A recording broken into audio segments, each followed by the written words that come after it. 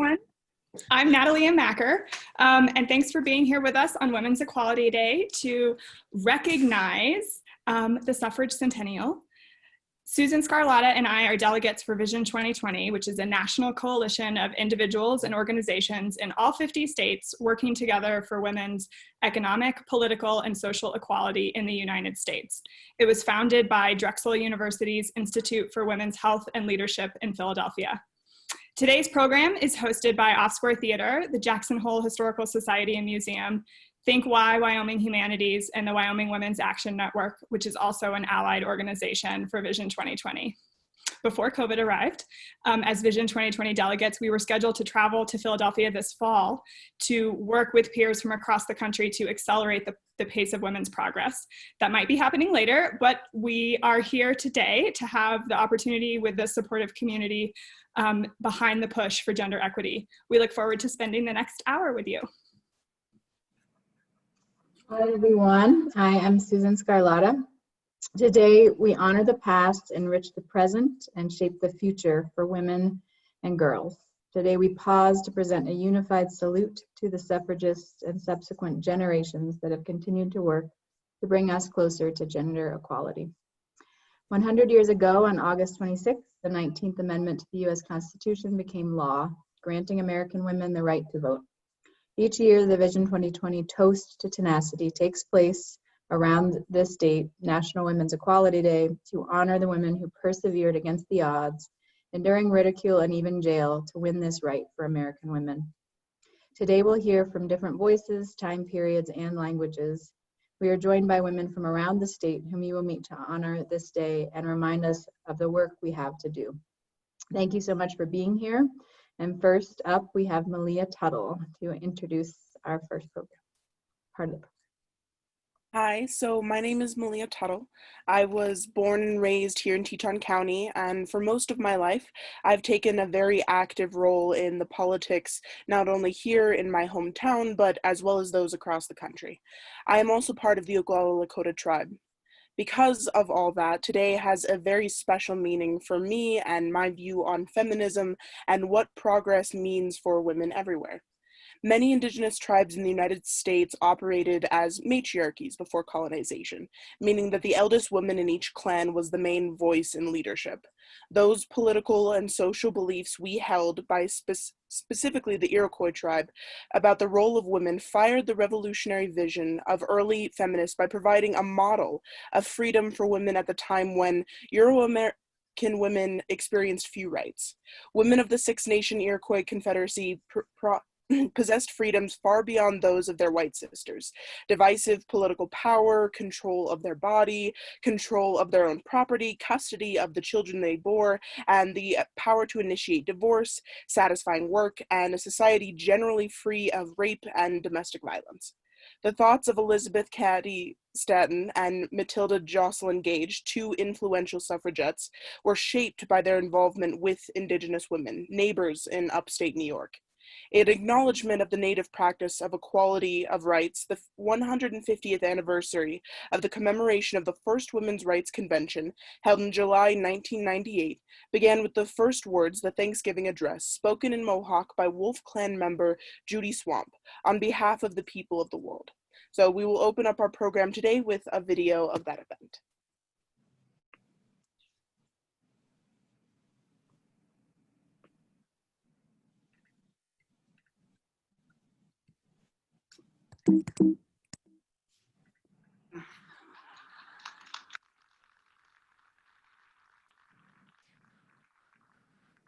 One group of individuals who did understand the value of women in a democratic society back then were the Iroquois. And the women who called the Seneca Falls Convention acknowledged the influence of their Native American neighbors.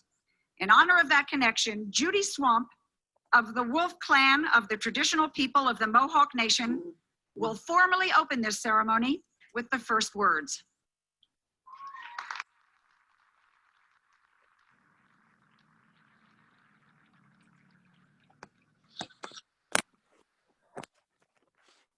Greetings.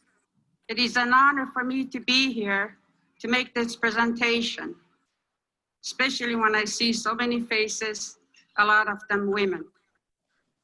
I would like to give what we call Ohantagariwatepo, which means words before all others.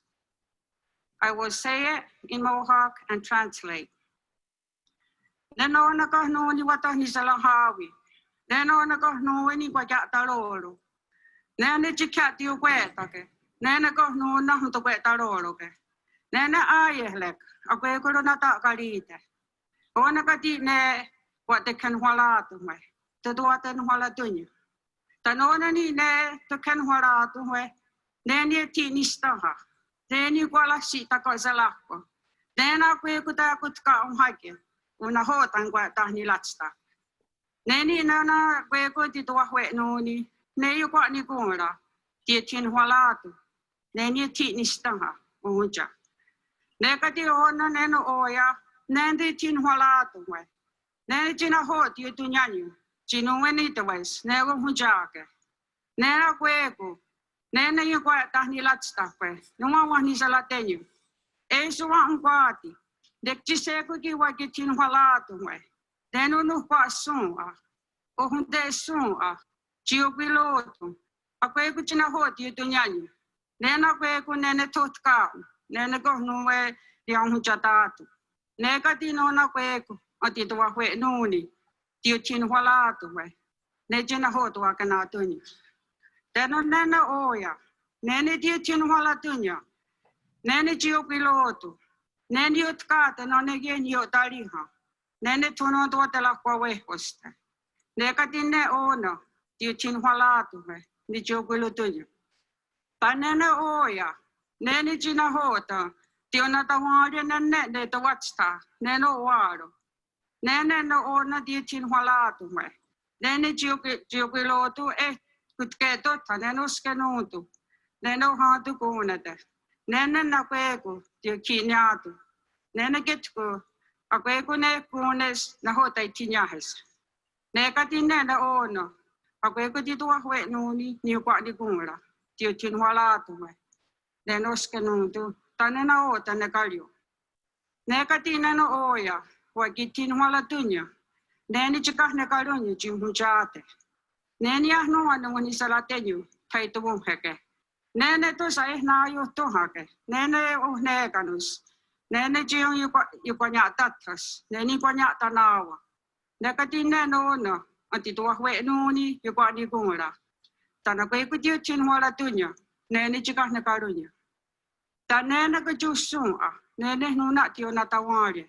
Nene na kwe ku nene kwa ni gumura. Tiu chin wala tu nene ka jusun a. Nene na to watch ta nene kakpa auri wak. Ta nekati ona. Nene jiu patenjista tenyu.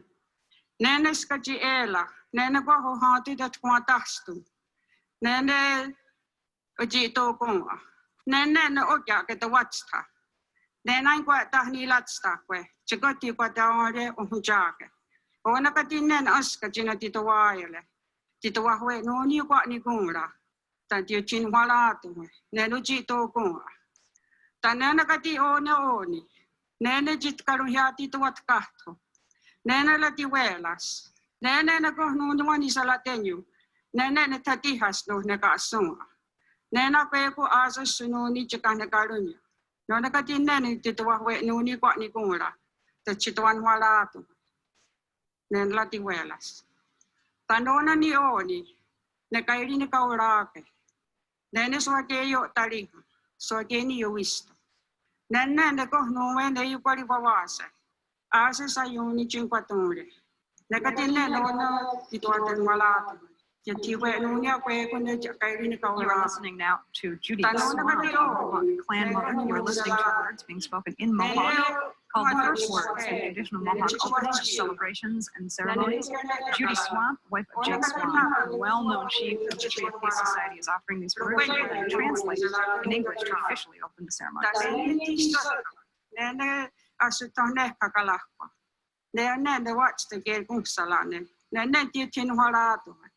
Nena kwe kune nene chukatungi su chukatung hatigat. Nene na te tuata hundel. Nekati ona kwe kune askanti tua we nuni tiutin wala tu ne itisot kasutone kakalakwa. Tanona kati ne ya hetawawe. Nene chinunwe lundia touched wa kung sain delihak. Nene sukoya tiso. Nena kwe kuna hota no hujake los. Akwe kuna hota no dunhet sudia ne los. Wana kati ne de chitwan warato me. Nene na kwe kunti kwa ni gola tito wa hwe noni. Tate chitwan warato me. Teki na itong hakene swat ni gola. As I stand here today, we look at our mother, the earth, and it is with great pleasure that we can give greetings, that we all seem to be in good health today. And so we look at our mother, the earth, and we give her thanks. And after that, we look at the grasses around us, the medicinal herbs, and all the things that grow on this planet, all the plants that help to sustain us. Now we come together of one mind and we give them thanks. And now at this time, we look around us and we see different bodies of waters. And in those waters, we see the fish life. And we come together of one mind and we give thanks to the waters of the world and the fish life that sustain within. And now we give thanks to all the life around us, like the deer that we can use for meat to sustain us. We come of one mind and we gave them thanks. Give thanks to all the animal life of this world. And now next we come to the birds that is in the skies above us, that have beautiful sounds to sing to us when we are not feeling well. Some we use for meat and some we use for ceremonies, like the eagle who is the head of all the bird life. And we also come together of one mind and give them thanks. And now as we look above us at the sky, we notice that the thunder beings will come about now and then and refresh all the waters in the world. We also gave them thanks. We come of one mind and give them thanks. And now we come to the four winds, the one from the east, one from the west, one from the north, and one from the south. And we come together of one mind, and we gather them all, and we give them thanks. And now we come to our brother, who is shining his light upon us today, and giving us a lot of heat. And we also gave him thanks. And now, as the day goes on, we wait for our grandmother, the moon, of whom we are connected. We, the female life of the world, are connected. And she brings on the time of births for our newborns. And we come together, the women of the world, and we give them thanks. And now, I might have forgotten some things, but they always tell us that if I have, that would be up to each individual to remember and give thanks. And now we come to the Creator who dwells above us, whose face we do not know, but who we respect and gave ceremonies to, so that we can all live together in this world. And now I am done at all, but I also would like to just give a few words today as I look around me and look at all the faces of the different races. May we have the courage and the commitment that we can go forth and come together as one people, one mind, one body, and one heart. Nyawankoa.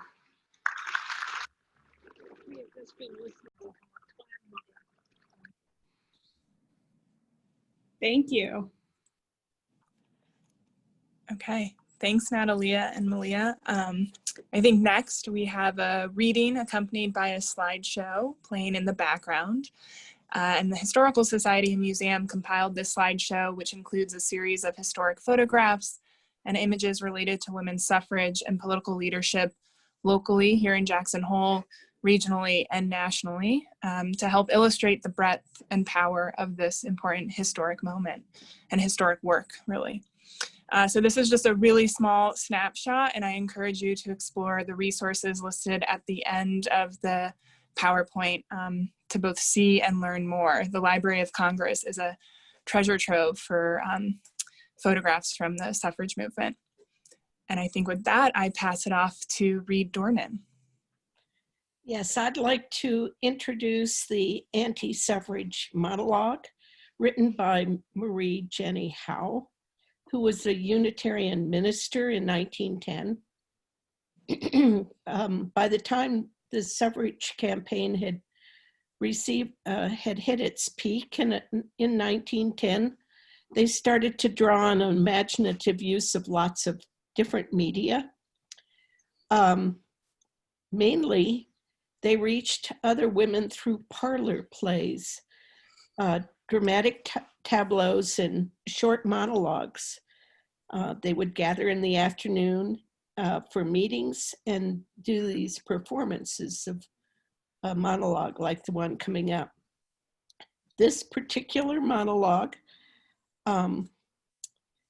is actually a parody on anti-suffragette or suffragist arguments that relied on stereotypes of female dependence, irrationality, and delicacy, even as they warned that women voters had too much power.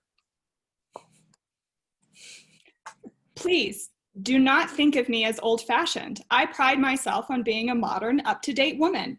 I believe in all kinds of broad-mindedness. Only I do not believe in women's suffrage, because to do that would be to deny my sex. Women's suffrage is the reform against nature. Look at these ladies sitting on the platform.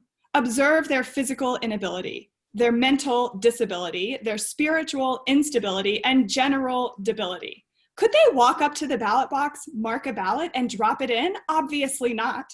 Let us grant, for the sake of argument, that they could mark a ballot. But could they drop it in? Ah, no. All nature is against it. The laws of man cry out against it. The voice of God cries out against it, and so do I. Enfranchisement is what makes man, man. Disfranchisement is what makes woman, woman. If women were enfranchised, every man would be just like every woman, and every woman would be just like every man. There would be no difference between them, and don't you think this would rob life of just a little of its poetry and romance? Man must remain man, woman must remain woman. If man goes over and tries to be like woman, if woman goes over and tries to be like man, it will become so very confusing and so difficult to explain to our children. Let us take a practical example.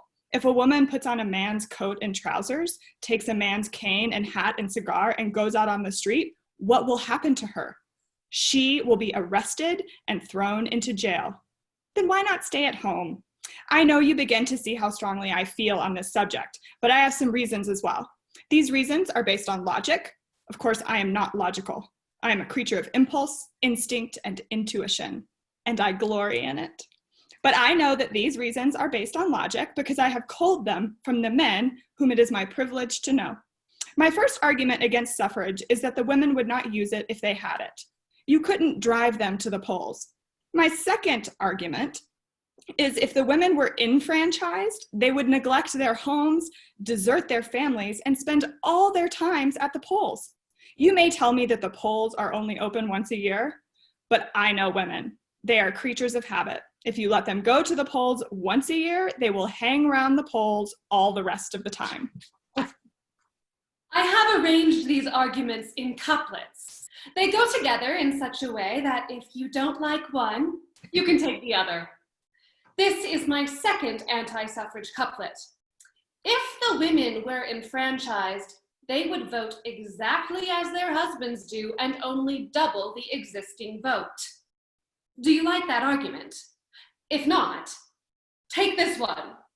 If the women were enfranchised, they would vote against their own husbands, thus creating dissension, family quarrels, and divorce. My third anti-suffrage couplet is, women are angels. Many men call me an angel, and I have a strong instinct which tells me it is true. That is why I am anti, because I want to be an angel and with the angels stand. And if you don't like that argument, take this one. Women are depraved. They would introduce into politics a vicious element which would ruin our national life. Fourth anti-suffrage couplet. Women cannot understand politics. Therefore, there would be no use in giving women political power because they would not know what to do with it.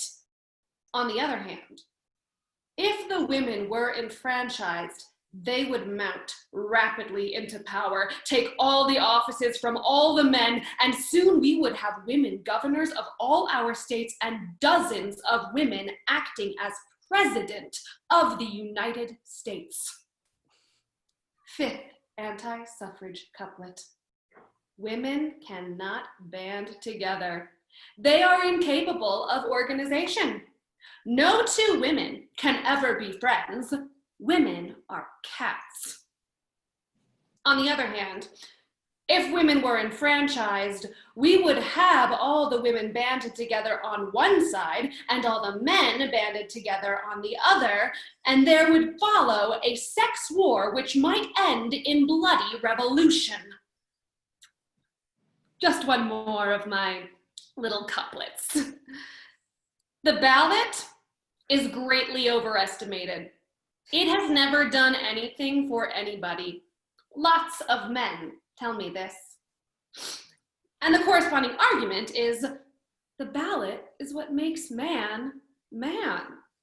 It is what gives him all his dignity and all of his superiority to women. Therefore, if we allow women to share this privilege, how could a woman look up to her own husband? Why, there would be nothing to look up to. I have talked to many women suffragists, and I find them to be very unreasonable. I say to them, here I am, convince me. I ask for proof. Then they proceed to tell me of Australia and Colorado and all the other places where women have passed excellent laws to improve the condition of working women and children. But I say, what of it? These are facts. I don't care about facts. I ask for proof. Then they quote the 8 million women of the United States who are now supporting themselves, and the 25,000 married women in the city of New York who are self-supporting. But I say again, what of it? These are statistics. I don't believe in statistics. Facts and statistics are things which no truly womanly woman would ever use. I wish to prove anti-suffrage in a womanly way. That is, by personal example. This is my method of persuasion. Once, I saw a woman driving a horse, and the horse ran away with her. Isn't that just like a woman?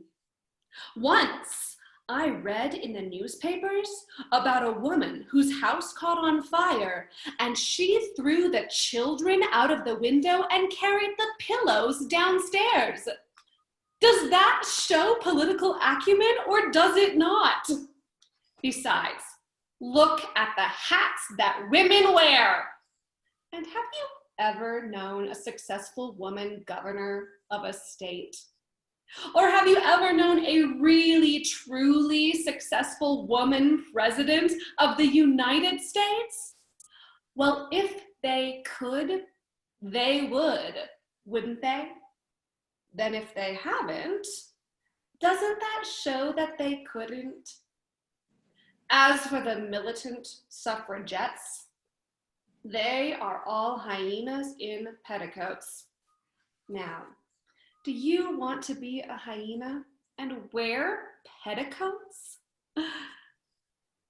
Now, I think I have proved anti-suffrage, and I have done it in a womanly way.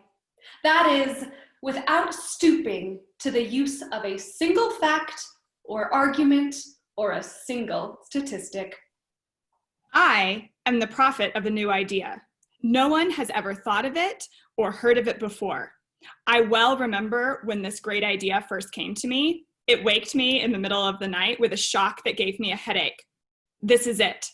A woman's place is in the home.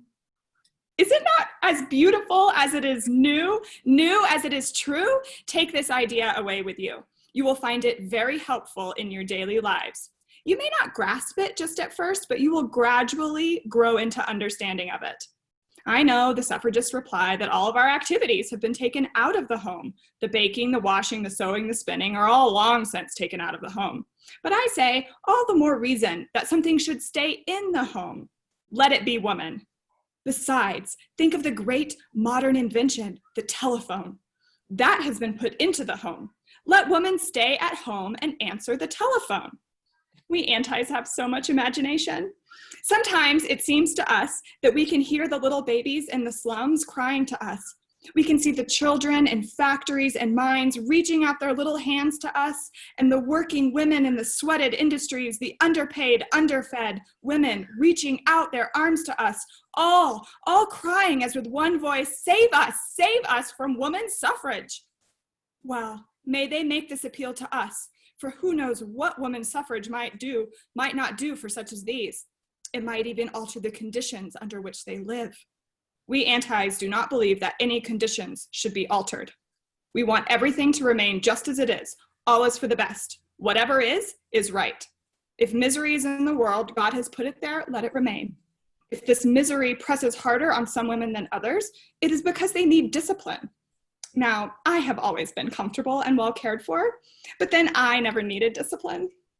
Of course, I'm only a weak, ignorant woman, but there is one thing I do understand from the ground up, and that is the divine intention toward woman. I know that the divine intention toward woman is, let her remain at home. The great trouble with the suffragists is this: they interfere too much. They are always interfering. Let me take a practical example. There is in the city of New York, a nurses' settlement where 60 trained nurses go forth to care for sick babies and give them pure milk. Last summer, only 2 or 3 babies died in this slum district around the nurses' settlement, whereas formerly, hundreds of babies have died there every summer. Now, what are these women doing? Interfering with the death rate. And what is their motive in doing so? They seek notoriety. They want to be noticed. They are trying to show off. And if 60 women who merely believe in suffrage behave in this way, what may we expect when all women are enfranchised? What ought these women to do with their lives? Each one ought to be devoting herself to the comfort of some man. You may say, they are not married. To which I answer, let them try a little harder and they might find some kind of a man to devote themselves to. What does the Bible say on the subject? It says, seek and ye shall find. Besides, when I look around me at the men, I feel that God never meant us women to be too particular. Let me speak one word to my sister women who are here today. Women, we don't need to vote in order to get our own way. Don't misunderstand me. Of course, I want you to get your own way. That's what we're here for. But do it indirectly. If you want a thing, tease. If that doesn't work, nag. If that doesn't do, cry. Crying always brings them around. Get what you want. Pound pillows. Make a scene. Make home a hell on earth. But do it in a womanly way. That is so much more dignified and refined than walking up to a ballot box and dropping in a piece of paper. Can't you see that? Let us consider, for a moment, the effect of woman's enfranchisement on man. I think someone ought to consider the men. What makes husbands faithful and loving? The ballot and the monopoly of that privilege. If women vote, what will become of men? They will all slink off drunk and disorderly. We antis understand men. If women were enfranchised, men would revert to their natural instincts such as regicide, matricide, patricide, and race suicide. Do you believe in race suicide or do you not? Then isn't it our duty to refrain from a thing that would lure men to such destruction? It comes down to this. Someone must wash the dishes. Now, would you expect man made in the image of God, to roll up his sleeves and wash the dishes? Why, it would be blasphemy. I know that I am but a rib, and so I wash the dishes. Or I hire another rib to do it for me, which amounts to the same thing. Let us consider the argument from the standpoint of religion. The Bible says, let the woman keep silent in the churches. Paul says, let them keep their hats on for fear of the angels. My minister says, wives, obey your husbands. And my husband says that women's suffrage would rob the rose of its fragrance and the peach of its bloom. I think that is so sweet. Besides, did George Washington ever say, votes for women? No. Did Emperor Kaiser Wilhelm ever say, votes for women? No. Did Elijah, Micah, Hezekiah, Obadiah, and Jeremiah ever say, votes for women? No. Then that settles it. I don't want to be misunderstood in my reference to women's inability to vote. Of course, she could get herself to the polls and lift a piece of paper. I don't doubt that. What I refer to is the pressure on the brain, the effect of this mental strain on woman's delicate nervous organization and on her highly wrought, sensitive nature. Have you ever pictured to yourself election day with women voting? Can you imagine how women, having undergone this terrible ordeal with their delicate systems all upset, will come out of the voting booths and be led away by policemen and put into ambulances while they are fainting and weeping, half laughing, half crying, and having fits upon the public highway? Don't you think that if a woman is going to have a fit, it is far better for her to have it in the privacy of her own home? And how shall I picture to you the terrors of the day after election? Divorce and death will rage unchecked. Crime and contagious disease will stalk unbridled through the land. Oh, friends, on this subject, I feel so strongly that I cannot think. Thank you.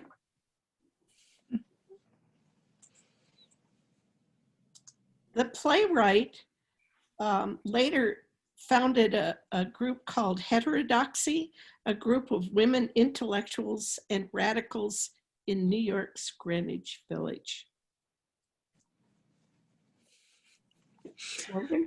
Fun stuff. Thank you, Reed. Okay, I am going to introduce a reading of the Declaration of Sentiments next, and this is some text from the organization Represent Women. The Seneca Falls Convention, held July 19th and 20th, 1848 in Seneca Falls, New York, changed the course of women's history.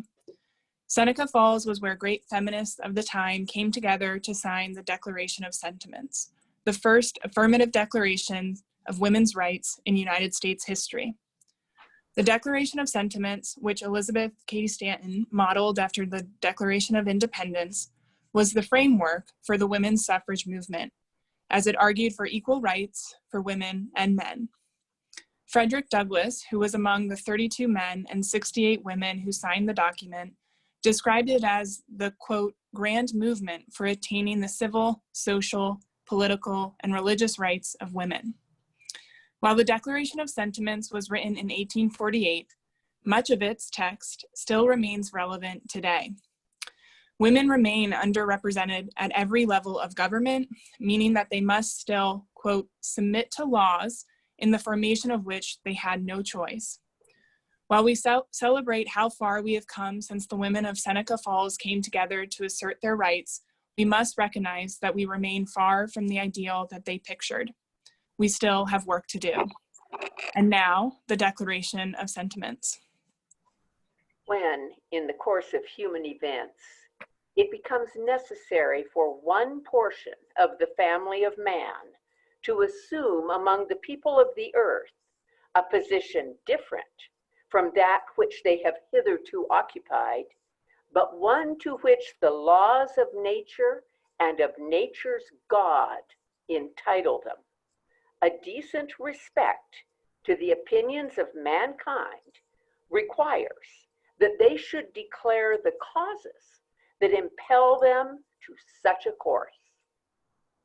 We hold these truths to be self-evident, that all men and women are created equal, that they are endowed by their Creator with certain inalienable rights, that among these are life, liberty, and the pursuit of happiness, that to secure these rights, governments are instituted, deriving their just powers from the consent of the governed.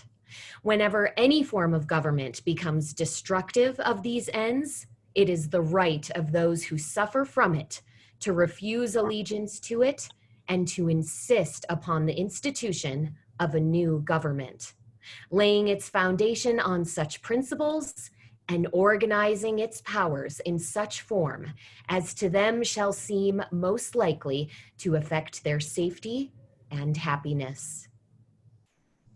Prudence indeed will dictate that governments long established should not be changed for light and transient causes, and accordingly, all experience hath shown that mankind are more disposed to suffer while evils are sufferable than to right themselves by abolishing the forms to which they are accustomed. But when a long train of abuses and usurpations, pursuing invariably the same object, evinces a design to reduce them under absolute despotism, it is their duty to throw off such government and to provide new guards for their future security.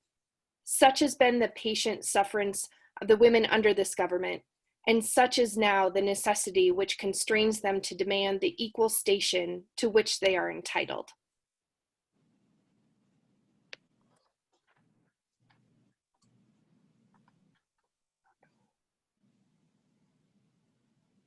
Emmy, you're muted. Will you start again?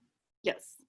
The history of mankind is a history of repeated injuries and usurpations on the part of man toward woman, having in direct object the establishment of an absolute tyranny over her. To prove this, let facts be submitted to a candid world. He has never permitted her to exercise her inalienable right to the elective franchise. He has compelled her to submit to laws in the formation of which she has had no voice. He has withheld from her rights which are given to the most ignorant and degraded men, both natives and foreigners. Having deprived her of this first right of a citizen, the elective franchise, thereby leaving her without representation in the halls of legislation, he has oppressed her on all sides. He has made her, if married, in the eyes of the law, civilly dead. He has taken from her all right and property, even to the wages she earns. He has made her, morally, an irresponsible being, as she can commit many crimes with impunity, provided that they be done in the presence of her husband. In the covenant of marriage, she is compelled to promise obedience to her husband, he becoming to all intents and purposes her master, the law giving him power to deprive her of her liberty and to administer chastisement. He has so framed the laws of divorce as to what shall be the proper causes of divorce, in case of separation to whom the guardianship of the children shall be given, as to be wholly regardless of the happiness of women. The law in all cases going upon the false supposition of the supremacy of man and giving all power into his hands. After depriving her of all rights as a married woman, if single and the owner of property, he has taxed her to support a government which recognizes her only when her property can be made profitable to it. He has monopolized nearly all of the profitable employments, and from those she is permitted to follow, she receives but a scanty remuneration. He closes against her all the avenues to wealth and distinction which he considers most honorable to himself. As a teacher of theology, medicine, or law, she is not known. He has denied her the facilities for obtaining a thorough education, all colleges being closed against her. He allows her in church as well as state, but a subordinate position, claiming apostolic authority for her exclusion from the ministry and, with some exceptions, from any public participation in the affairs of the church. He has created a false public sentiment by giving to the world a different code of morals for men and women, by which moral delinquencies which exclude women from society are not only tolerated, but deemed of little account in man. He has usurped the prerogative of Jehovah himself, claiming it as his right to assign for her a sphere of action, when that belongs to her conscience and God, and her God. He has endeavored in every way that he could to destroy her confidence in her own powers, to lessen her self-respect, and to make her willing to lead a dependent and abject life. Now, in view of this entire disenfranchisement of one half of the people of this country, that is, one half of the people of this country, their social and religious degradation, in view of the unjust laws above mentioned, and because women do feel themselves aggrieved, oppressed, and fraudulently deprived of their most sacred rights, we insist that they have an immediate admission to all rights and privileges which belong to them as citizens of the United States. In entering upon the great work before us, we anticipate no small amount of misconception, misrepresentation, and ridicule. But we shall use every instrumentality within our power to effect our object. We shall employ agents, circulate tracts, petition the state and national legislatures, and endeavor to enlist the pulpit and the press in our behalf. We hope this convention will be followed by a series of conventions embracing every part of the country, firmly relying upon the final triumph of the right and the true. We do this day affix our signatures to this declaration. Natalia Macker, Jackson, Wyoming. Morgan Jowen. Oh, are we going in order? Morgan Jowen, Jackson, Wyoming. Robin Vincent, Jackson, Wyoming. Bernadine Kraft, Rock Springs, Wyoming.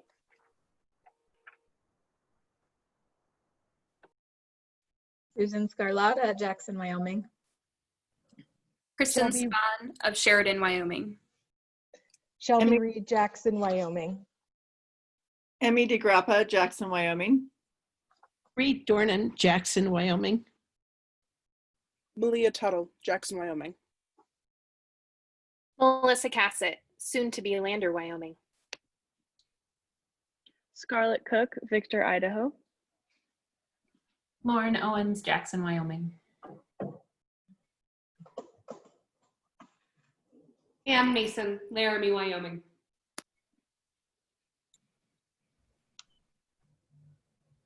Take it away, Anne. Awesome. As I just mentioned, I'm Ann Mason. I'm the producing artistic director of Relative Theatrics in Laramie. And along with the Wyoming Arts Council, Relative Theatrics has commissioned the world premiere of a new play called And the Wind Howls.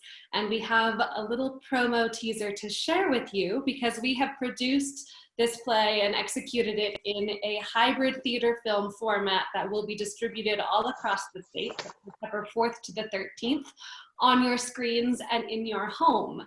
The play is about a young woman named Jen who returns to her small Wyoming hometown after an eye-opening first year of college. She wants a different life than her family had, but she's decided that Wyoming might not be so bad after all. Her best friend Amber can't wait to leave. The one thing they all agree on is that their small town has never felt so small. Inspired by Wyoming's history of trailblazing women, Jen buckles down to create social progress, change local politics, or if nothing else, show her mom that a rough-talking, hardworking Wyoming woman can shift the way the wind is blowing. And so with that, I am going to share with you a little video that we've put together from our filming thus far. We're still filming, but it will all be set to go by September 4th.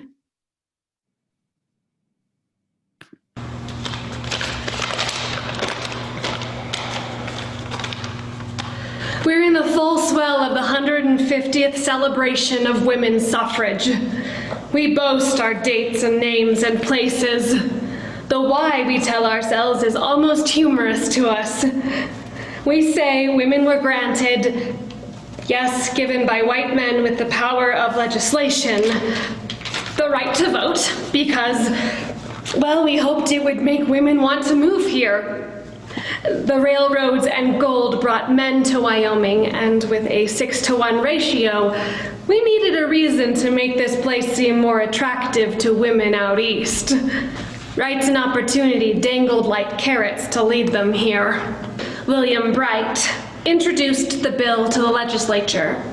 The 14th and 15th Amendments had recently passed, granting Black men full citizenship and protection under the law and the right to vote. Propaganda is a story controlled.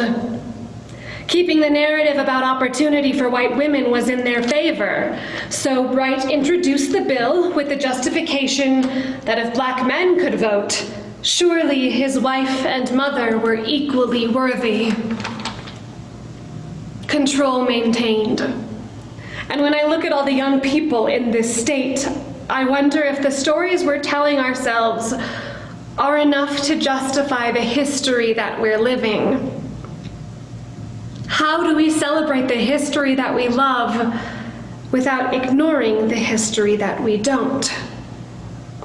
There are good things about Wyoming, and there are bad, and the wind howls all around it. Just a short little teaser, and if you want to learn more, you can head to relativetheatrics.com. Thank you. Shelby Reed. Thank you, Anne. Thank you, Natalia. Author and University of Wyoming professor Nina McGonigal wrote the following article in the Casper Star Tribune in December of 2019. One of my favorite statues in downtown Laramie is that of Louisa Swain. As I have walked to the farmer's market or down to grab a coffee, you can't help but notice her. Small, a little stooped, holding a small bucket, a cap on her head. I passed her for years before I looked up who she actually was. Louisa Swain, the first woman to cast a ballot in a general election in the United States, daughter of a sea captain, and who decided that while she was buying some yeast, would just vote as well. Making bread, voting, I don't think she realized that she was making history at the time. It's hard right now not to get caught up in the fervor and celebrations of women's suffrage.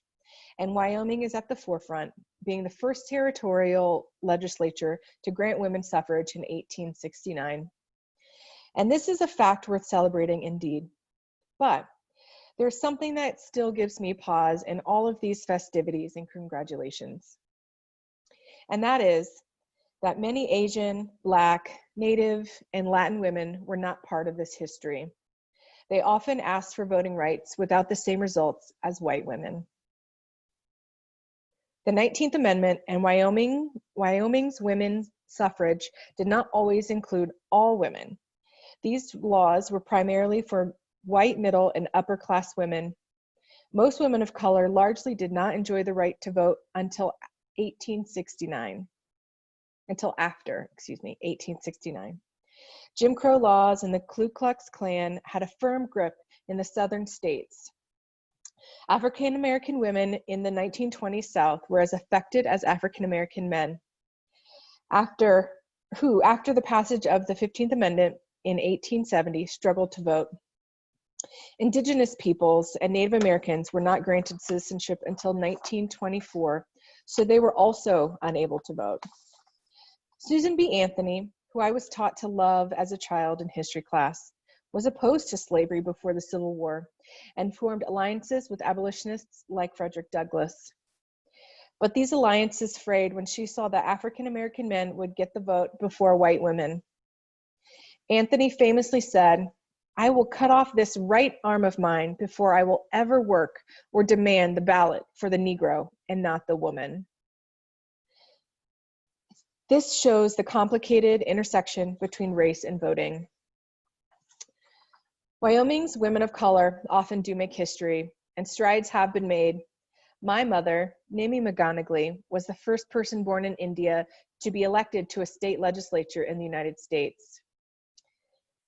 Affie Ellis is the first Navajo and the first Native American to serve in the Wyoming State Senate.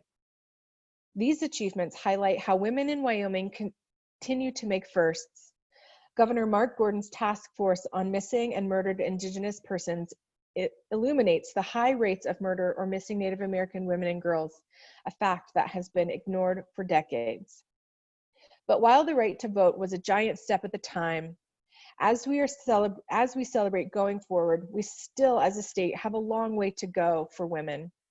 I, for one, would like to celebrate when women in Wyoming are paid the same as men. I, for one, would like to celebrate It was reported last year that in a comprehensive review of 228 occupations in Wyoming, women earned on average 32 cents less for every dollar compared with their male counterparts, the highest such wage gap in the nation.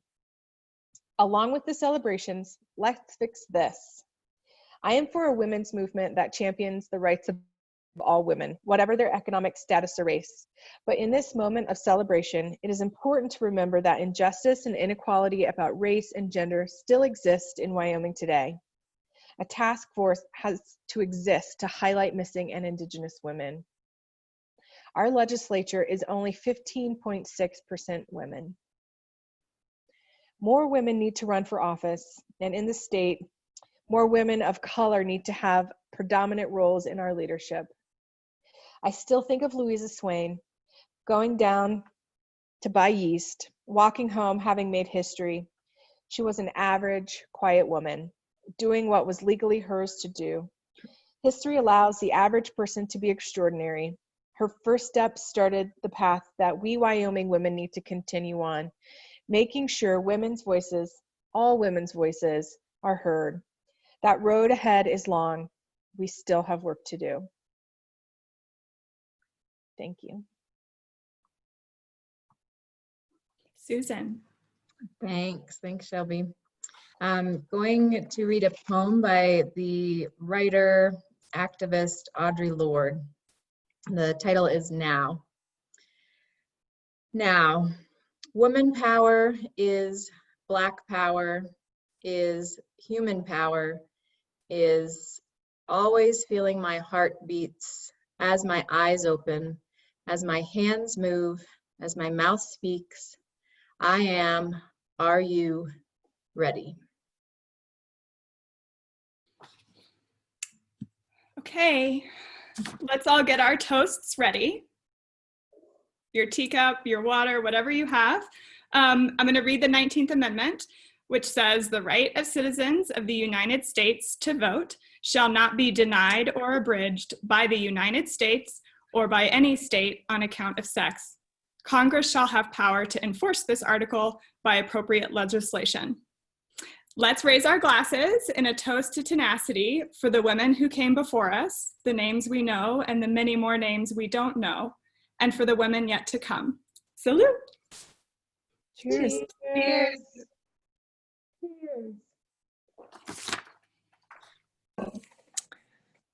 Hey, all right. Thank you all for tuning in. Thank you to all of the panelists and readers this afternoon, and for everyone, all of our attendees who joined us this afternoon. I think we'll be sharing the video, the recording of the program as soon as it's available. And I think other than that, happy Women's Equality Day.